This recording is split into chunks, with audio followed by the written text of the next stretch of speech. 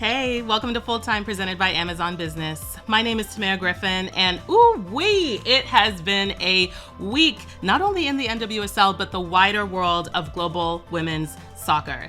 Today, on this episode, we are talking mostly about the news that came out last week that Washington Spirit owner Michele Kang has transferred Washington Spirit head coach Jonatan Giraldez to France. He is now going to be the head coach of the now new outfitted OL Lyon, formerly Olympique Lyonnais. And that has prompted a lot of questions, a lot of concerns. If you've not checked on your Spirit friends, now is your friendly reminder to do so because they've not been okay. In women's soccer, we are entering this new-ish era of multi-club ownership. And we're going to be talking about that today, not only with me and Meg, but with a few other of our pals from the athletic women's soccer team, because there are so many threads here. There's the business side, there's the club side, there's the fan experience side, there's the player side, the sporting side. So many things that we're going to be braiding together in this conversation. And I'm really looking forward to all the different voices that we're bringing into this, namely my co-host, Meg. Meg, how are you doing? Because you've been reporting a lot of this. Yeah, I mean, it was a big weekend. Between that, I announced some personal news with my wife as well. We're expecting late August. So it's been, it was a real week across the board. I was also in New York City all day on Tuesday, partially why the show is late, in addition to the U.S. Women's National Team. So yeah, there's just, it's so much is happening all of the time, as always. Truly. And from the whole Full-Time family, congratulations. We are so excited to welcome this Full-Time baby to the family. It is going to be... It is the year of soccer babies. Yes, truly. 2025, it's you either have a baby or you go to Europe, and I only had one of those two options, so... You got your Europe out of the way last summer with the Olympics so that you could focus on baby now. Yeah, totally. I'm into it. I'm into it. That cohort, man, between Becky's baby, yours coming, it gives me hope for that generation. I don't even know what we're calling that generation yet, but we'll cross that bridge when we get to it. Totally. For now, Meg, we need to talk about the Spirit / Lyon and honestly, Kaniska Sports news, because there was a lot happening last week. Yeah. I feel like I'm coming at this and I'm kind of like, I don't know. I get why Spirit fans are annoyed. And I think for me on the Spirit side, the biggest thing is just the lack of consistency in a head coach. I mean, if you read the Full-Time newsletter this week, you saw that little chart of just like the complete lack of continuity between head coaches. And so that to me is like the real number one reason why I think Spirit fans really should be mad. They were kind of sold a vision of Yona coming in to the Spirit. And then that is obviously not what has happened. But fundamentally, I feel like there are other bigger things to be mad about in the world of women's soccer. So I'm kind of like, listen, I think it's definitely a time for like critical thought around what this multi-club ownership model is going to look like. I'm really glad that we're going to have this conversation in depth because I think there's really a ton to get into. But like, Tamerra, what was your, as you're watching us report this out, what is your reaction? Yeah, so I do think that we have to consider some key details with this particular story, right? The first being that the new head coach is going to be someone who's already been within the Spirit squad for a minute, Adrian Gonzalez. He was the interim head coach before Yona came over last summer to take over the team officially. And yes, we can assume that he and Yona had plenty of conversations when Yona was still in Europe with Barcelona to sort of ease that transition. But we can't ignore how well Adrian did with the team even before Yona arrived. And not only that, but if we're talking vibes, the club, the fans love Adrian. So there is a bit for me of like positive and negative charge there in that he is already beloved within the club. He did well with them. Granted, he also benefited from a much healthier roster than Yona ended up inheriting, especially this season, which we will talk about as well. But I do think it's worth remembering that because they're not, plucking a coach who was not familiar with the club prior to this move, I think that the transition, once the sort of emotions wear off, and maybe this is a little bit too glass half full, but I do think it's going to be smoother than previous handoffs and coaching transitions have been for this team. Yes. And the second thing for me, which you and Asla reported with this story, is, at least according to the sources that you guys spoke to, this was a lot more planned than it seemed from the outset when the news broke. Because the reason according to these sources, that this is happening is because Joe Montemurro, who is the now former head coach of Lyon, had made clear his intentions to be the head coach of the Australian women's national team, which left Lyon with nothing. And because of this multi-club ownership model, again, smoother transitions rather than plucking someone from outside the family, they looked at Lyonnes. So I'm not saying that that's necessarily good or bad. That prompts the questions that we're going to be discussing in this episode. But it makes it seem not quite as jarring or rough as I think it might have you can see been. You can see the thought process behind it. Yeah. And like, is it ideal? And even the sources that we talked to were saying like, listen, this timing is not ideal. We would have wanted Yona longer in the Spirit. I think, he came in. I kept sending Emily his first press conference in Washington was just like, I want to suffer differently, right? I want to suffer in the NWSL. And it's, I thought Sandra Herrera had some pretty good posts about like, oh, he had enough of the suffering. He's good. He's running back to Europe. But like it's not. It is a very specific style of play, and the grind of the NWSL season is very different. But you can see how this decision got made, even if you don't agree with it. And with Joe Montemurro signaling, okay, listen, I'm pretty seriously in conversations with Australia right now. And they were not subtle about that. No. I mean, Australia was out here saying like, listen, he's our top target, right? So like, it's not a secret. And I think, even though I don't necessarily think that this is a major reason of why it played out the way that it did, but I think, people in front offices are always aware of that level of speculation and that sort of like, name is being linked. So as soon as Montemurro gets linked to Australia, you got to start making moves. Giraldez starts getting linked to Lyon ? And so you start the chain reaction, both from a public point of view and from an internal point of view. And so, again, it's not ideal for the Washington Spirit by any stretch. At the same time, I don't know. I hate the phrase "it is what it is," but that is kind of the vibe of this move. Yeah. And I mean, we haven't even really talked about the sporting side, because I do think and this sort of ties into the fan experience side of it, from supporters groups to casual fans. I think about the number of players who were that much more attracted to joining the Spirit because Yona was there. Players who were coming over from Spain, players who had, Champions League dreams and wanted to be associated in some way, because of course Yona had won 2 with Barcelona before joining the Spirit. Where are they now? What's going through their minds? Are they now looking at... It's definitely a recruiting issue, and player retention, right? Yeah. I think that is... And we're not going to know the impact of that for a while. But again, I do think, sources really were saying, listen, the players know and like Adrian, and like it doesn't make the decision easier, but it makes it more comfortable because they know him. He's been in the environment. They had actually, I think, turned away requests from other NWSL teams to interview him as a potential head coach because they were like, no, we really like him. Oh, wow. Like it wasn't, we've always had this master plan of sending Giraldez to Europe if Lyon opens up. It was really more like, listen, we want to keep this guy in our system. And so in the end, that did really pay off for them in a way that maybe they didn't anticipate. Maybe they did in the long term. But I think it has made the decision at least easier in some regards. I think so too. It certainly added some intrigue and some nuance to what would otherwise be, I think, a much more objectively WTF situation.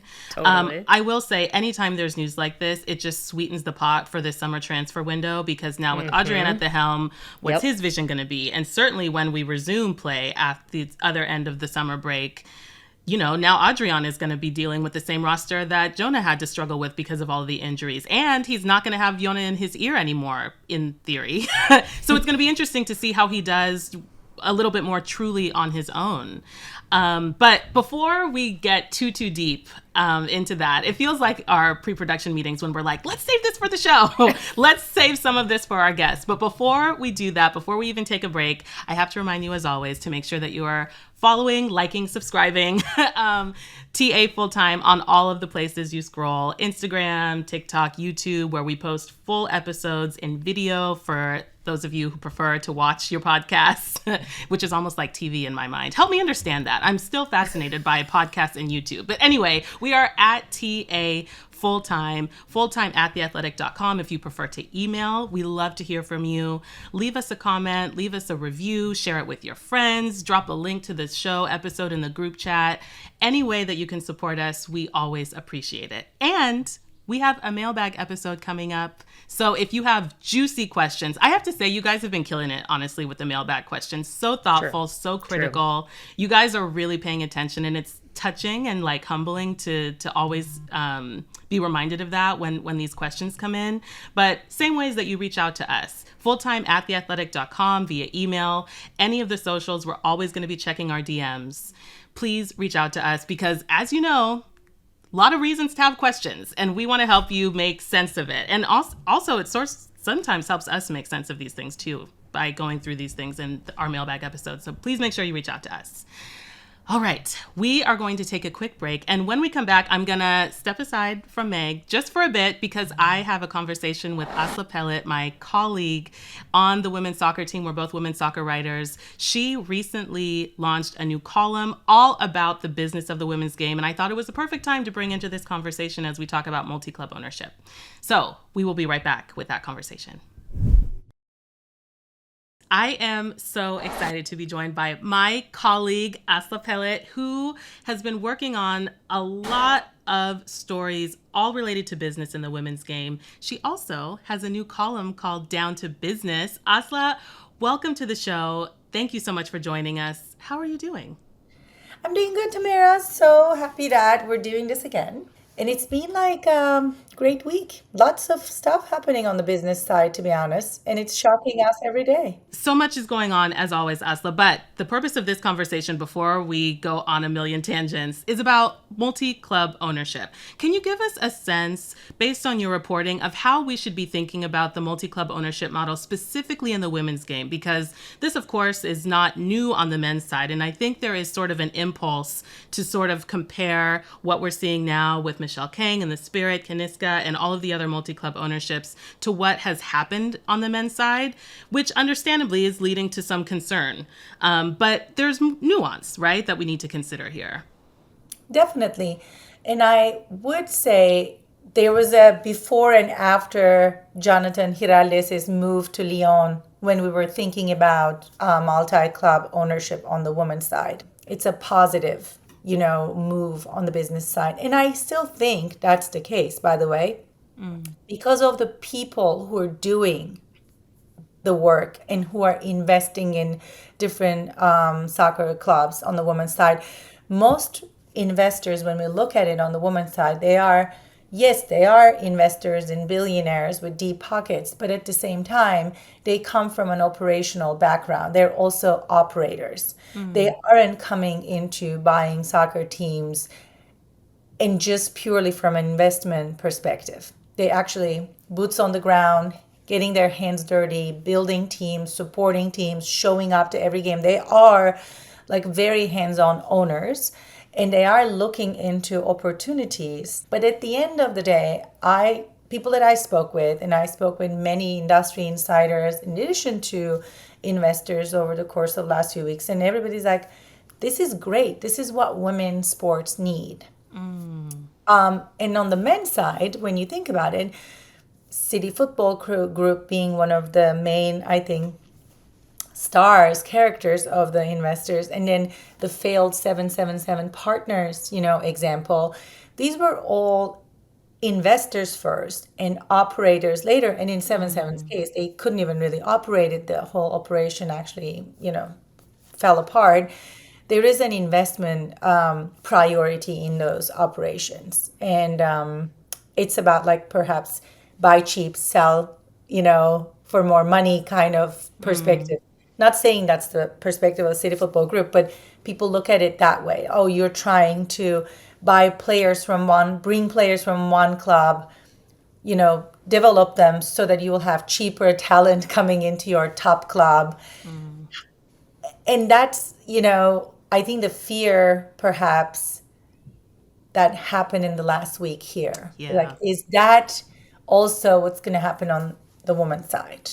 Yeah, that's exactly what I wanted to ask you next, which is given your expertise and how deeply you specialize in the business side of the game, really for men's and women's, I'm thinking about Spirit fans. Pour one out for your friends who are Spirit fans these days because they've been going through it. But what is something that you can sort of offer them as sort of a note or two to think about, separating, if they can, sort of the emotional blow that I think a lot of people are feeling. You're plucking a head coach from this team and you're putting him inside another team within this multi-club ownership model, feeling that they're being deprioritized essentially. But as you said, on the women's side, the who is just as important as the what when it comes to who is behind this. Are they investors or operators? Is there sort of another way that they can think about this, given how different the women's game multi-ownership model looks? I wish I had a crystal ball and can tell them, stay calm. This is going to be great for you, but we can't really know. And also, just reading through what you and Emily wrote, how many coaches Spirit had to go through to this, to get last week. So I'm like, is this a trend until they find the right fit? I feel like coaches have to adapt to that, and some of them may never be able to do that. Although 1 year probably is not the best way to measure their success. It's too quick to decide this is not the right fit. We would never know the reasons behind it, but I would be the devil's advocate and say, before we point fingers and say, this is not a good thing, multi-club ownership is bad for the sport, we should maybe sit down and take a seat and see what's going to happen next.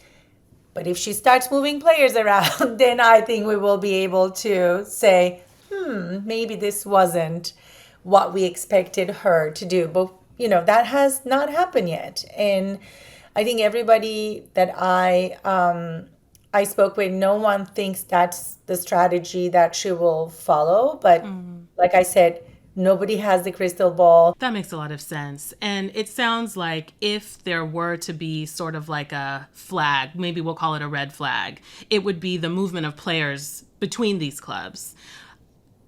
To play devil's advocate myself, I've also been thinking about how that could actually be a huge draw for players to know that if you are a part of this multi-club ownership, if you have interest in playing in Lyon, if you have interest in playing in London, if you have interest in playing in DC, any other future teams that Michele Kang might wish to acquire for the purpose of this example, to know that you can stay within this super club, I guess, and move from team to team throughout the course of your career. I can see that being a draw for players. But at the same time, as you mentioned, that might also raise questions about which team is getting prioritized and which isn't.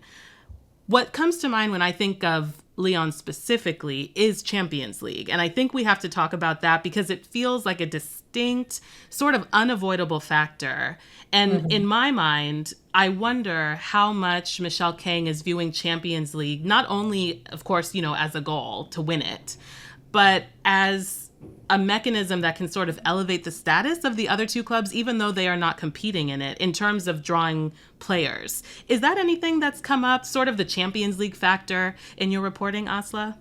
To me, Champions League comes from a revenue perspective in broadcast revenues. Of course, she wants to win on the pitch, but imagine just by participating how much more money your team is going to get every season. When you play for Lyon, you're always winning, and you know you're going to go to Champions League. So here, in the comparison with here, you never know if you're going to make it to the playoffs. It's such a par league. Right. So for Lyon for Michele to think that she needs to win or she needs to go higher up in the Champions League, schedule is a revenue opportunity, I think. If she's not thinking that, I would be surprised. I don't think anybody who is such a smart businesswoman is just thinking about on the pitch success. She's probably thinking X amount of dollars will be in my, balance sheet if they are the champions of they win the trophy of the Champions League. So that's a huge chunk of money. I don't remember at the top of my head how much money it is, but it's a nice chunk of money that teams are after in Europe. Exactly. And in the spirit of, a heavy dose of salt, I think one of the sort of overarching concerns that people have about the growth of the women's game is that the more money gets pumped into it, it's like they say, when you're rich, everyone is the same. It doesn't matter if your race, your gender, any sort of identity. Wealth unifies people.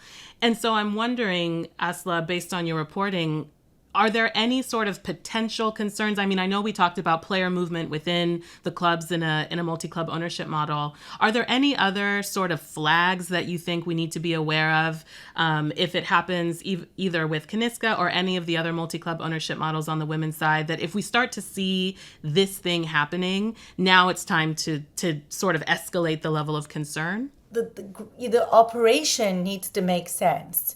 Like having a club in each region, each continent, the way Michele is talking about, I wouldn't be concerned. But if it was just to like get clubs, and then if all the clubs are being, perhaps rebranded and then structurally change the way City Football Group is doing, in a way, like everybody has the same jersey. That's when fans feel uncomfortable and as if they're losing their identity. And I think the biggest concern is what you said just recently.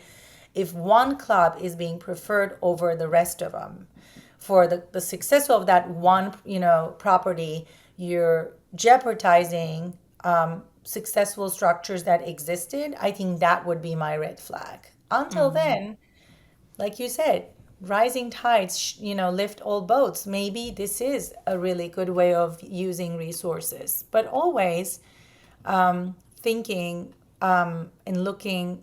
I mean, I feel like fans are never asked in these situations their opinion, and I feel like in Europe we see a lot of resistance. I think people who have the power to make decisions think about the fans perhaps last, and then they think about the operation first. So that's another thing. I feel like right now, I don't know if there's a huge red flag yet, but when fans' needs and wants are being totally neglected, then I would be concerned about the decisions people make. Fair It's all about enough. the community. This is people's business.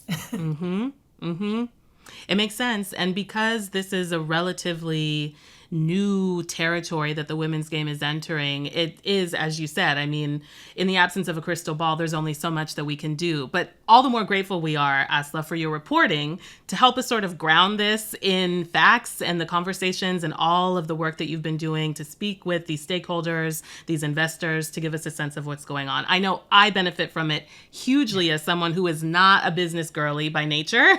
So thank you so much for joining us. I'm sure we will be having you back as this story and others related to the business side of the game continue to unfold. And listeners, I mentioned that Asla now has a bi-monthly column called Down to Business. Excellent name, by the way, where you can learn more about what's going on, the dollars, the movement, the ownerships, and more within the women's game. Asla, is there anything else that you want to share about this new column to entice people? First of all, shout out to Emily for that amazing name. That was all her idea. Send me your questions. If you have a business question and you want to know more about, please email us, text us. You have my email on Twitter and Blue Sky. I would love to hear from the fans and the topics that they're interested in, we touch upon and examine and bring, smart and interesting perspectives into and explain these business, I think, topics from both from the sporting and the business perspective. So I'm waiting for your emails and texts so that we can grow this column together. Wonderful. And we will be sure to put all of the different ways that you can reach out to Asla in the show notes. Okay, I am not only joined again by Meg, but also our global head of women's soccer and the executive producer of this very podcast, Emily Olsen, to get into what this multi-club ownership means, what Jonatan Giraldez leaving the Spirit and going to OL Lyon means, specifically from the Spirit side. Because Emily has been covering this team since, you said 2015, Emily? Thanks for joining us, by the way. Yes, I was talking to Jason Anderson, who we've had on the pod before, a couple of match days ago, about how the two of us are probably the longest Oh standing my things gosh. about the club. What a Yeah. stat. So yeah, I think we both started up in 2015, like very seriously covering as a regular beat essentially. And in both ways, both of our jobs have morphed and changed, but we're still like there's still a thread there that we're hanging around. So I think that's our claim to fame. Yeah. And if you are not subscribed to the Athletics newsletter, now is your time, full time. Please, it's free to sign up. And I am emphasizing it because in the most recent edition of that, there is a really striking, hard to unsee graph based on Emily's reporting and sort of following of the Spirit's journey when it comes to head coaches that is kind of grim. Emily, can you sort of break down the stats when we just look at the coaching side and how much turnover there's been with this team that was, of course, capped off by last week's news of Yona leaving also? Something that's been so interesting about the Spirit is the only consistency is that there's change. Mark Parsons is probably the longest running coach when you think about his two stints and put them together. If you look specifically at from that 2021 season, you have Chris Ward coming in as an interim. They end up finishing out that season champions, but it was 2022 that actually had even more change. They gave Chris Ward the permanent job. But then halfway through that season, he had allegations of his own. You bring in Angela Salem for a single game. Game. Then you go to Albertine Montoya, who's obviously at BFC now, who finished out the season. And then you got to Mark Parsons. And I felt at that point like, okay, you've got a return of a coach that's been successful in NWSL. He's here to stay. But then they missed the playoffs.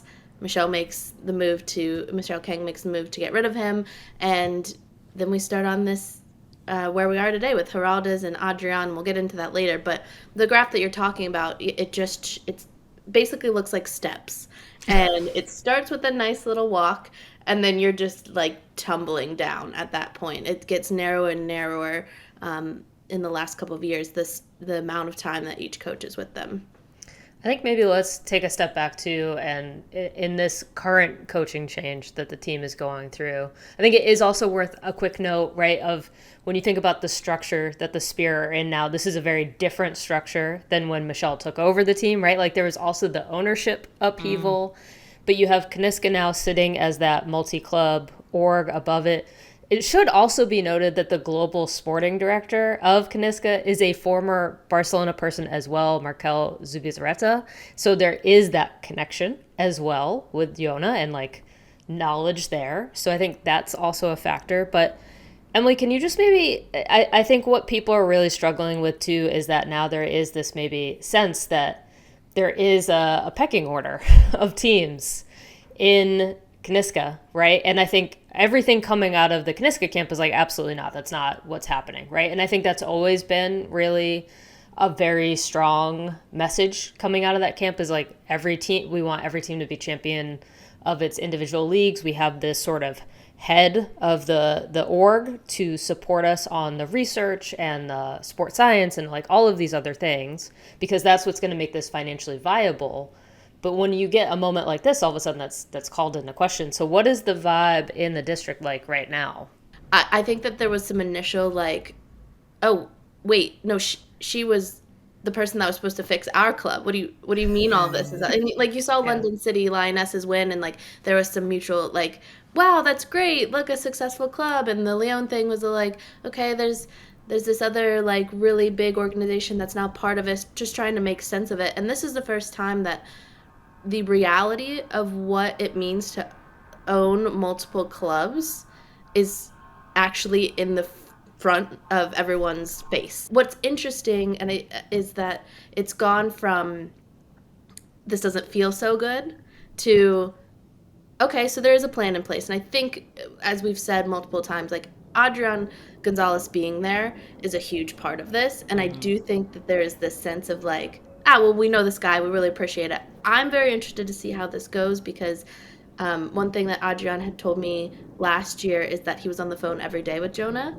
at the start of the season when they had that run. So it'll be very interesting to see, now that those training wheels are off, what kind of coach he really is. Because I think that we were seeing a surrogate to Jonah for that first part of the season. He did well, and there's nothing to take away from player management, but when it comes down to style of play and tactics, it was very much Jonah's team from the start. This is the first initial in-your-face moment, and this is kind of the first, like, okay, this was not as warm and fuzzy family feeling as I thought. This is a business. I think it's like, we'll see how this goes. Multi-club organization is an organization and not necessarily that full-on family feeling that has been around and gotten the team through the tumultuous times that we've talked about.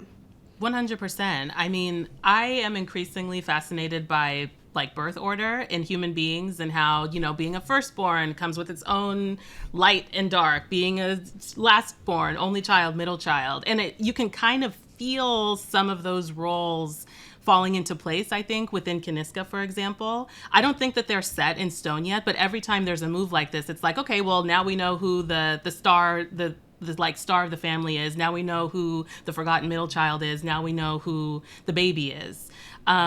But I do think, and Asla pointed this out too in my conversation with her, that once we start seeing player moves, that's going to add one more layer to our understanding of how Michele Kang is prioritizing, strategizing. I am really fascinated by the Champions League factor, which I also want to discuss, and the role that plays, because at the moment there's only one team within those three that can even rationally be part of that conversation. But what does that mean for the other two, you know? But Emily, we can't really deny that this very much feels like an inflection point within the women's game. As you mentioned, this is sort of, you can't really look away from what's happening right now. These teams are too high profile. Michele Kang is too high profile to sort of ignore what's happening. But it is worth sort of talking about what the benefits of this might be, especially specifically within the women's game, because nobody's trying to fit this into the context of the men's game and how that multi-club ownership has gone.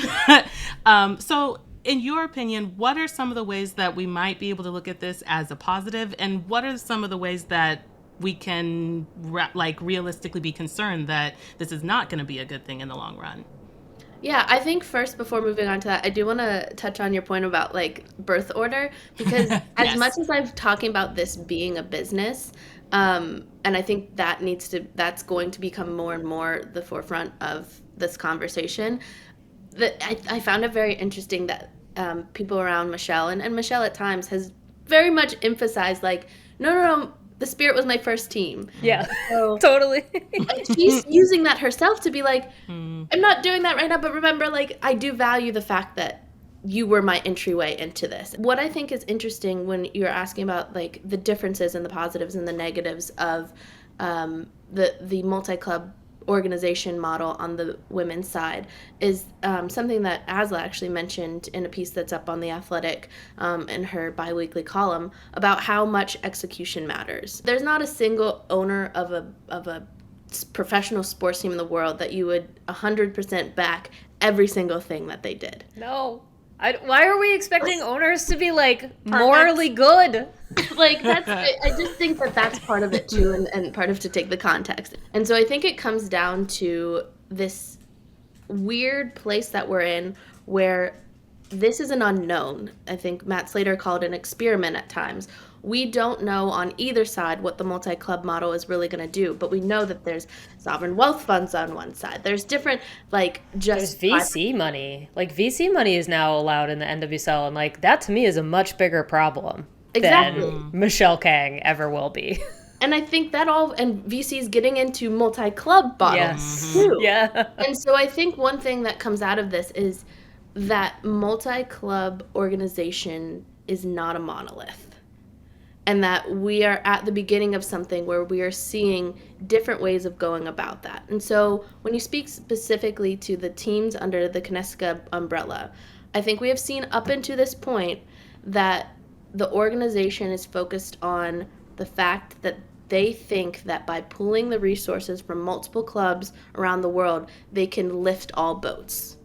And I think while that is still a principle and still being proven, that is a good thing, because we've seen time and time again on the women's side that there is not enough resources or dedicated money for someone to come out there and take a single team and skyrocket it and be consistent. And part of the reason of that is because you need competition, to lift up that team. So if you're the only team that's doing really well, then, then you're only doing really well in a certain context. So I think the positive to take out of that is that right now it looks like, yes, it's a business, but it's a business that is valuing each one of its assets as a way to grow it as a whole. And we don't know if that's going to work in the end. Like we're seeing now, there are going to be tough decisions that is at times going to fluctuate who's where at one point, and what's valued more or less, and that's going to come with painful moments. So I'm not saying it's going to work, but what I'm saying is the positive right now is the potential that comes from using pooled resources to lift all teams. Now, I think I said this to you guys, I said it in the newsletter maybe, but the second that Michele or anyone goes back on the word about this not being how players move, that's a different conversation. Yeah. Because right now it's resources. Coaches are being seen as resources. Scouting, analysis, all being seen as resources. The second that you start seeing that movement with players, and I don't think it's 100% up to Michele to stop that from happening. Yeah. Because players get involved, agents get involved.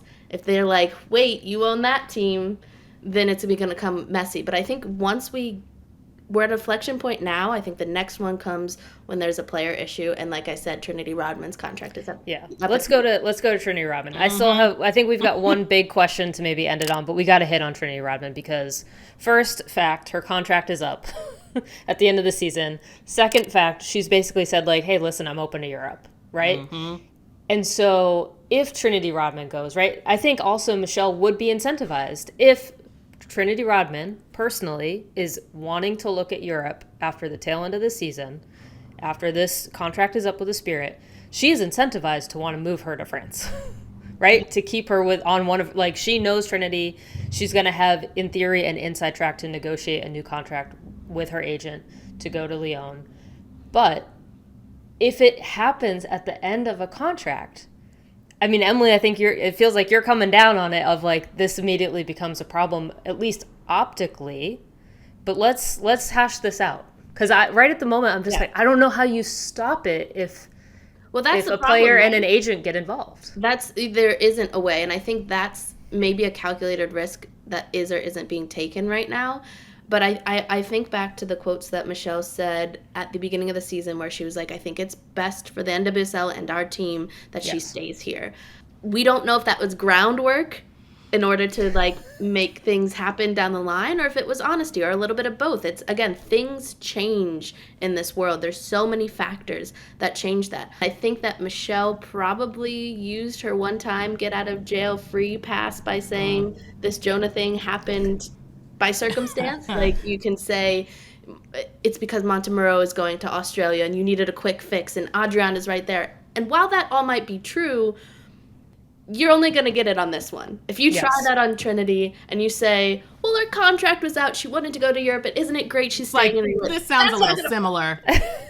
Yeah. So whether that's the truth or not, unfortunately, I don't think is going to carry much weight with fans of individual teams. The organization is a business, and those things are going to come into contrast. And whether I don't think that's always going to be a bad thing. I think there's going to be times when there's issues, but I think there's a way to have a setup in which you have someone who is the caretaker of the soul and the heart of it, and someone who's the caretaker of the realistic nature of the fact that there's money and capitalism involved. And as long as those are continuing to like work in harmony, I think it works. I don't think there's a singular world, unfortunately, and this is my opinion, in which the heart and soul guides a team in its totality. There's not a way that the business side should run a team in its totality. And that's even more so at the multi-club level. So I think it's about the harmony between those two and just doing the work, I guess, to make sure that's maintained. So I'm not saying that I want to caveat that I'm not saying that this is the right way to do it. I'm saying it is a different way, and we just have to see how this pans out down the road. Yeah, I mean, the Champions League factor is what I really cannot escape from, and what I think we're going to have to end this conversation on, because it is the one thing that, I'm not saying it justifies these decisions, but it's one of the more intriguing aspects to me of how Michele Kang is thinking about the impact of Champions League, not only from a fiscal, like business opportunity perspective, but a sporting perspective as well. And what does it mean if you are playing for London City Lionesses, who in this episode has definitely been the forgotten child? We'll come back to you. LCL, we promise. Summertime, we're going to be watching those transfers to see what happens as you build toward the Women's Super League. But what happens if you're playing for that club and you're seeing the way that Lyon is being poured into? The Washington Spirit hopefully soon will be rebuilding after this move. And what does it mean if Lyon were to, for example, win Champions League next season and maybe the season after that? What is that going to change, if anything, about how players within the Kaniska family and those outside of it are going to be looking at the club? It's really hard to ignore that factor given how high Champions League places on a lot of players' lists in terms of what they want for their career. I mean, that's still the competition. That's still the competition, right? Yeah. Like, I feel like that's, and it's an NWSL issue, period, right? Like, even setting aside the Spirit, every NWSL club is competing in recruiting and player retention when it comes to Champions League. And so it's an inescapable factor. And anyway, Emily, I'll let you close us out on this combo. No, I think it's, you probably should have run with it, because I'm probably going to say a hot take that is going to. Oh, bring it. No, let's go. Yeah. I think that Champions League is a little bit of a mirage on the women's side. I think that there is extremely high level of competition. I think that we've seen success. I think that there is glory within it. But when you look at the competition as a whole, it is a structure that is built on the concept that existed in the men's game first.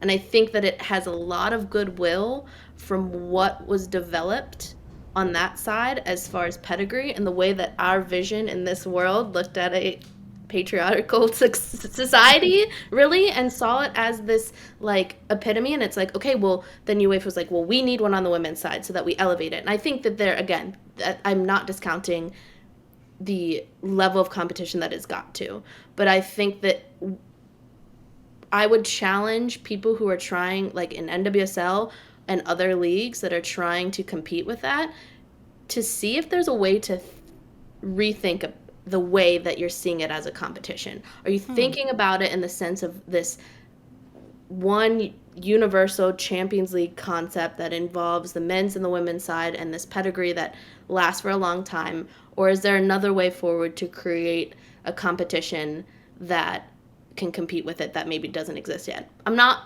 advocating for that to happen. I'm just saying that I have always thought, why is the Champions League and how did it get to the level that it's currently at, as this point that especially Americans see as wanting to go and compete in? Yeah, and the fact that it's in Europe alone, when you think about the relationship between Europe and the US, that adds something to it too, because Europe is not the only place where Champions Leagues happen, but it's obviously the one that we pay the most attention to. Interesting. I like that take. I'm going to be chewing on that for a while, probably between now and when we have you on the show again, Emily, because that was, I was not ready for that, but I'm into it. I like to be challenged. I like to think. Thank you so much for joining us. Thank you for making the time, because I can only imagine what your Google Calendar looks like, but as someone who, as we said, has been covering this team, the Spirit, for as long as you have, we would be remiss if we didn't invite you into this conversation. So thank you for joining us. Thank you for your thoughts. Thank you for the spicy takes. 4 chili peppers on that last one. And we'll see you next time, Emily. Yep. Amazing. Great work.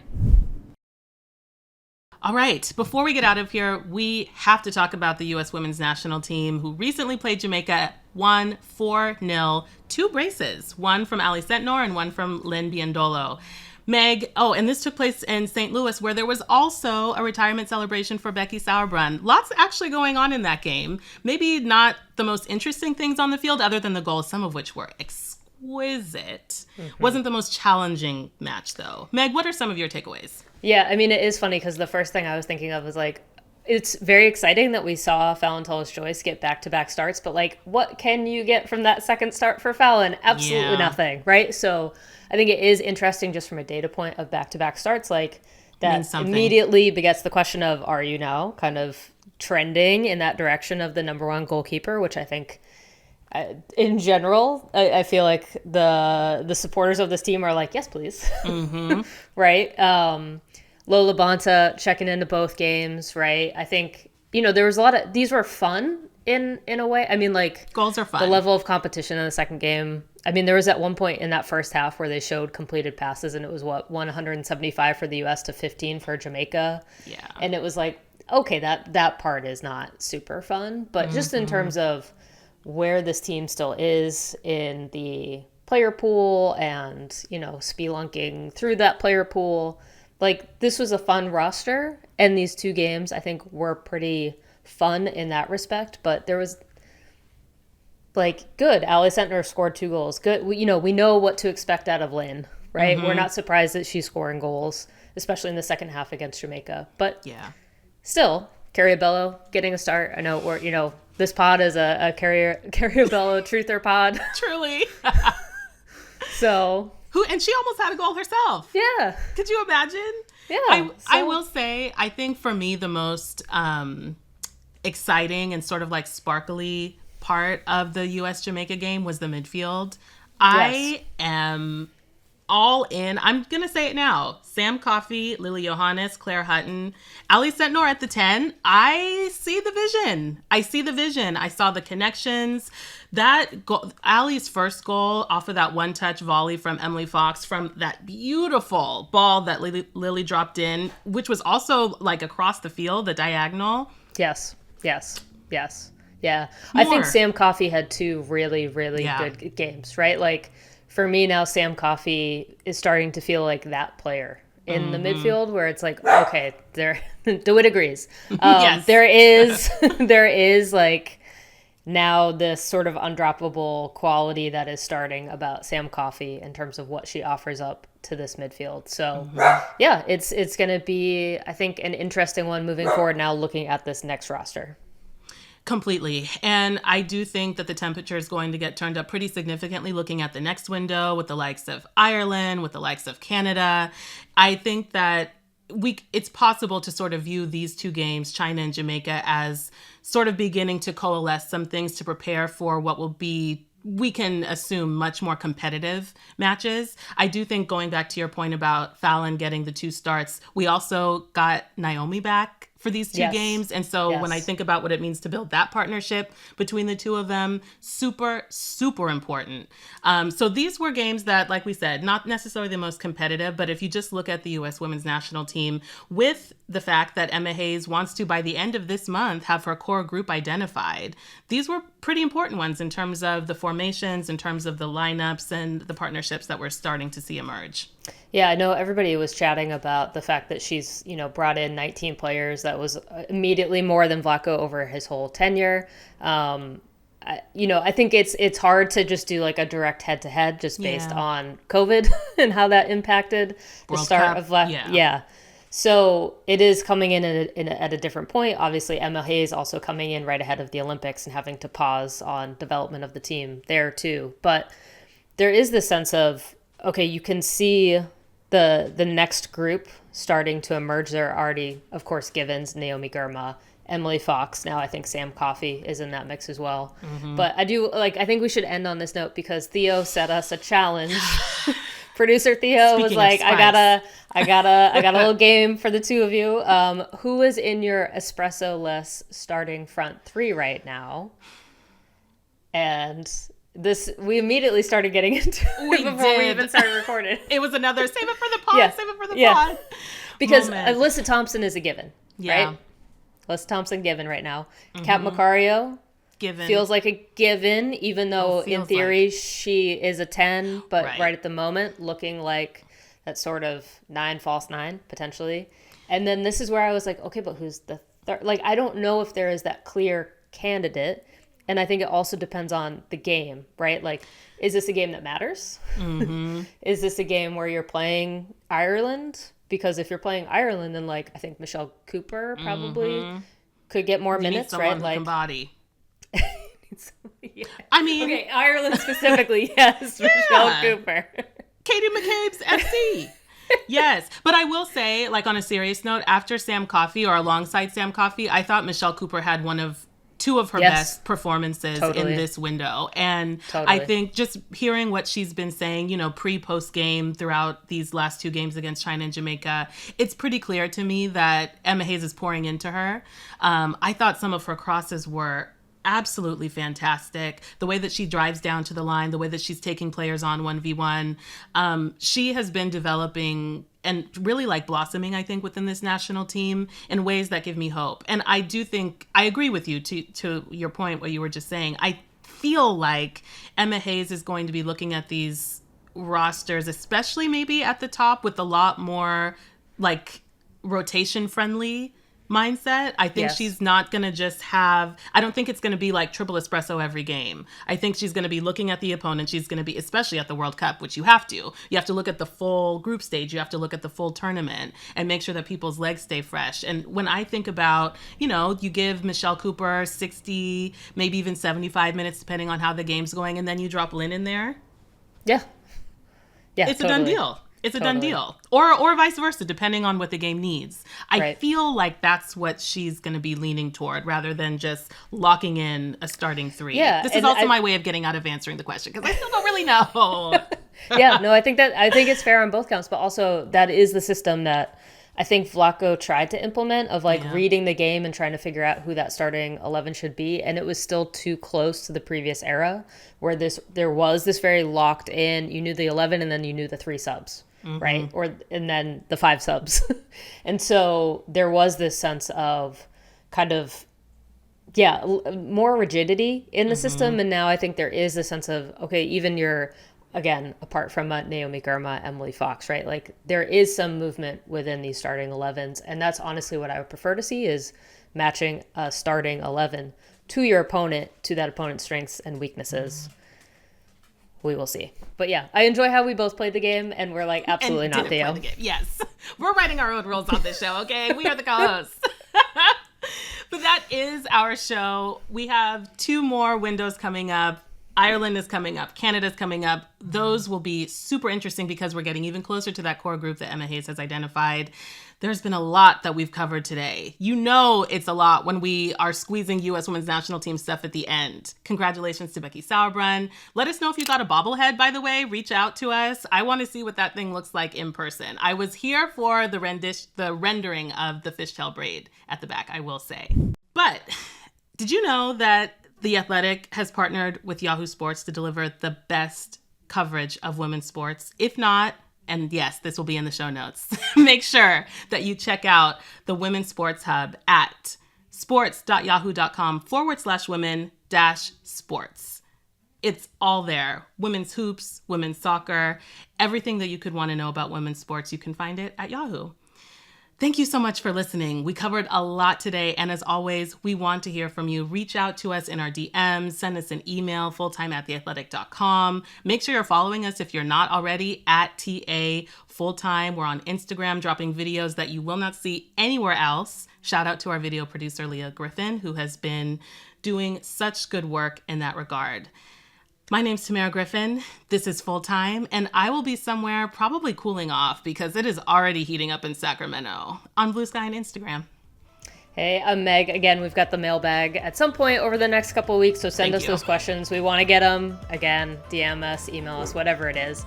We're about to get our 1,000,000th weekend in a row rain in Vermont, so just keep that in mind. But I will be at the Boston Legacy Crest unveiling this weekend, so if you see me there, say hey. Can't wait to hear how that goes. I already shouted out our video producer, Leah Griffin, but the show is also not possible without podcast producer Theo Lloyd-Hughes, who loves to drop a spicy question in at the end of the show, and our executive producer, Emily Olson, who you saw on camera today. Thank you so much for listening, as always, and we'll see you soon.